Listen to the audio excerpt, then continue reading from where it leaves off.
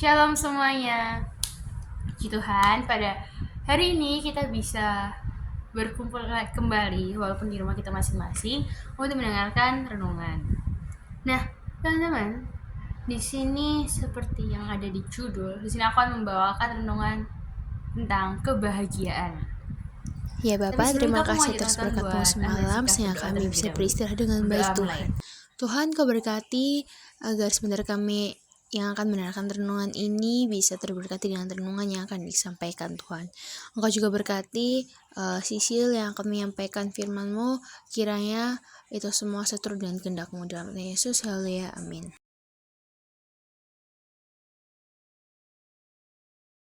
Di sini aku ambil ayat Alkitab dari Filipi 4 ayat 10 sampai 14. Aku sangat bersukacita dalam Tuhan bahwa akhirnya pikiranmu dan perasaanmu bertumbuh kembali untuk aku.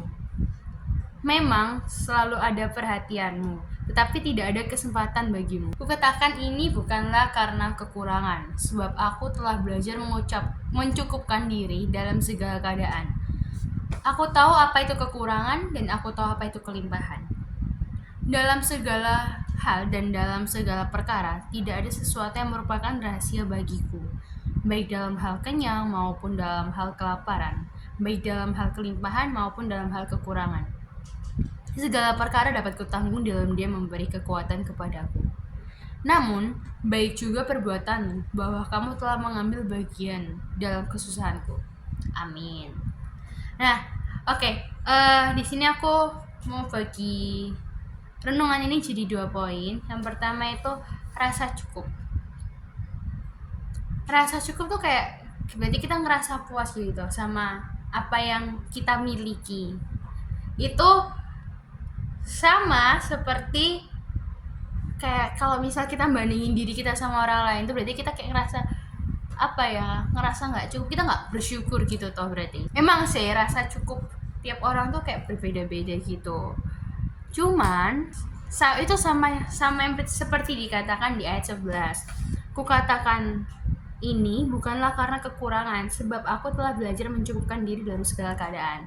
Nah, di ayat 11 ini kita udah diajarin buat belajar buat mencukupkan diri kita. Bukannya kita ngerasa, malah kita membandingkan diri kita dengan orang lain dan kita ngerasa makin nggak cukup dengan apa yang kita miliki dan kita ngerasa nggak bersyukur. Itu nggak boleh, guys.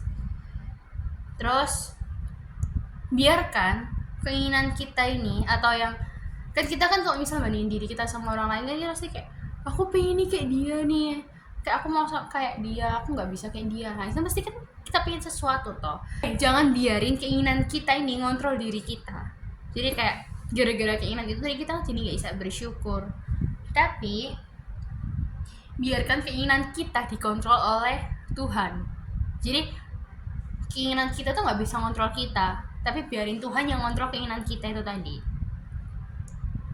Karena jika Tuhan sendiri itu nggak jadi kecukupan bagi kita, ya selama kita akan merasa kurang gitu loh. Kayak kita nggak ngerasa cukup karena itu tadi, karena kita nggak nggak belajar mencukupkan diri dalam segala keadaan. Terus yang poin kedua, kalian tahu kan yang Paulus yang di dalam penjara. Nah di situ kan dia kan kayak tetap bahagia gitu tuh, maksudnya dia nggak nggak kayak orang-orang di penjara pada umumnya yang sedih terus kayak feeling lonely, nggak kayak gitu tuh. Nah kita pasti bertanya-tanya kok dia bisa bahagia, berarti dia di penjara. Sedangkan kalau misal kita sendiri aja sampai kita kalau misal kita di penjara kan pasti kayak sedih gitu tuh. Tapi beda dengan Paulus, dia malah ngerasa happy. Dan FYI dia tuh di penjara gara-gara memberitakan Injil. Nah, back to topic, kenapa dia ngerasa bahagia di penjara? Karena dia tuh tahu kalau misal Tuhan itu selalu ngeberiin dia kekuatan. Sama seperti dikatakan di ayat 13, yang segala perkara dapat kutanggung di dalam Dia memberi kekuatan kepadaku. Nah, itu berarti kayak kita di situ harusnya tertegur lah ya guys ya. Di saat apapun kita tuh harus ingat kalau misal Tuhan tuh selalu ada dan selalu memberikan kita kekuatan. Dan itu tuh sangat tuh kekuatan yang Tuhan berikan itu sangat cukup pol untuk kita. Nah, itu mengajarkan di saat apapun kita tuh harus selalu ingat kalau misal Tuhan tuh pasti akan memberikan kita kekuatan. Dan kekuatan yang Tuhan berikan itu sangat cukup untuk kita.